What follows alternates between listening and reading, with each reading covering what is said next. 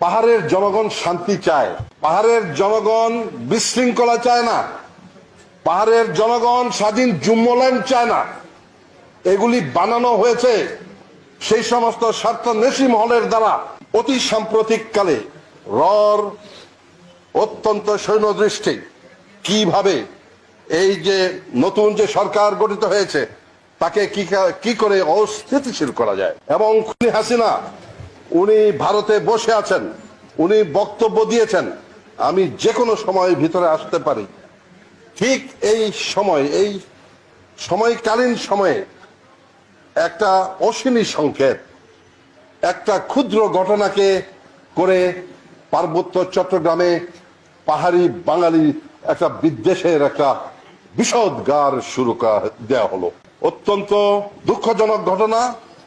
এবং এই ঘটনাকে পুঁজি করে এবং ভারতীয় এবং রর যে সমস্ত এজেন্ট এখনো বাংলাদেশে সক্রিয়, তারা সবাই চাচ্ছিল এটার উপর এই ঘটনাকে কেন্দ্র করে বিশাল কিছু একটা সৃষ্টি করতে, যাতে এমন একটা সুযোগ হয় যেখানে শেখ হাসিনা পুনরায় ভিতরে আসতে পারে।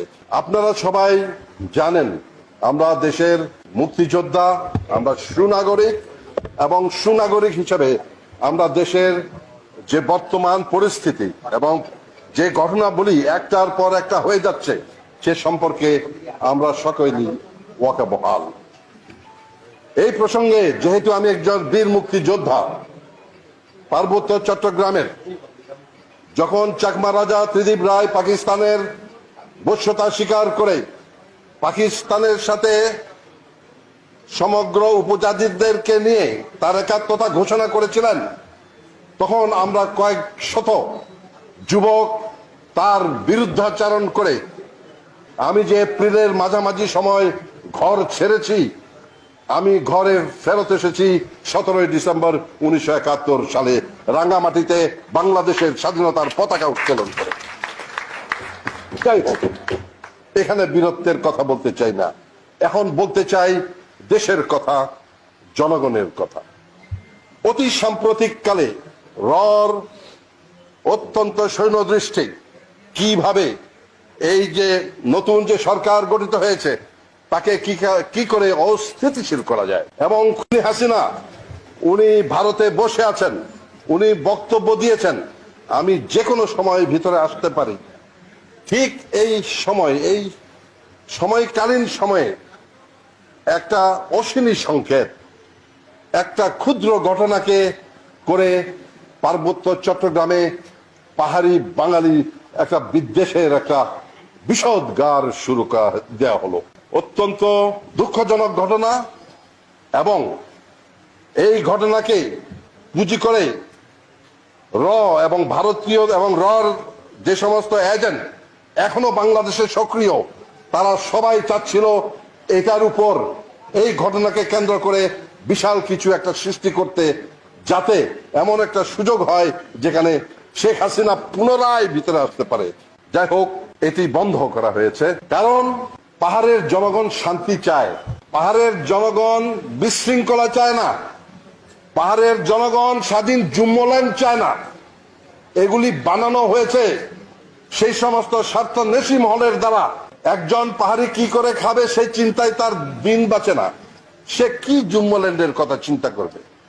একটা পাহাড়ি বাংলাদেশ ছাড়া, তার নিজের দেশ ছাড়া অন্য কোন দেশকে নিজের দেশ মনে করতে পারে না, এটা ইম্পসিবল। আমাদের কারো আত্মীয় স্বজন ইন্ডিয়াতে নাই, আমরা মনে করতে পারি না বাংলাদেশ ছেড়ে আমরা ভারতে গিয়ে আশ্রয় নিব, নেভার।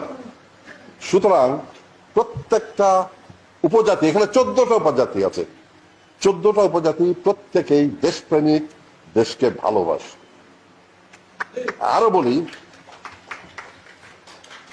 একটা সশস্ত্র সংগ্রাম হয়েছিল যেটার নেতৃত্ব দিয়েছিল জিএসএস এর নেতৃত্বে একটা সশস্ত্র সংগ্রাম হয়েছিল 1974-এ। একটা সশস্ত্র পুলিশের উপরে একটা অ্যাম্বুশ করে তার সূচনা হয়েছিল, যেটার পরে সমাপ্তি হয়েছিল 1998-এ একটা শান্তি চুক্তির মাধ্যমে। যাই হোক, এই পুরো দৃশ্যপট পরিচালনা করছে ভারত এবং শেখ মুজিব মারা যাওয়ার পরে যখন ভারত দেখলো যে এই বাংলাদেশকে অস্থিতিশীল করার জন্য আর কোনো মাধ্যম নেই, সে তখন এই জিএসএস এর গোষ্ঠীকে সাথে নিয়ে এই যুদ্ধটা 24 বছর পর 98 সালে একটা শান্তি চুক্তির মাধ্যমে এটা সমাপ্তি ঘোষণা করা হয়।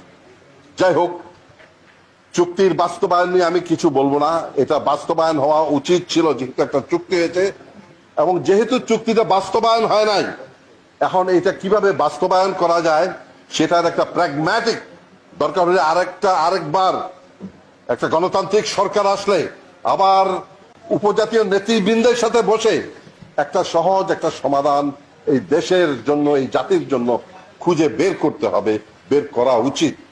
কারণ পাহাড় অস্থিতিশীল হলে দেশ স্থিতিশীল থাকতে পারে না, জাতি স্থিতিশীল থাকতে পারে না।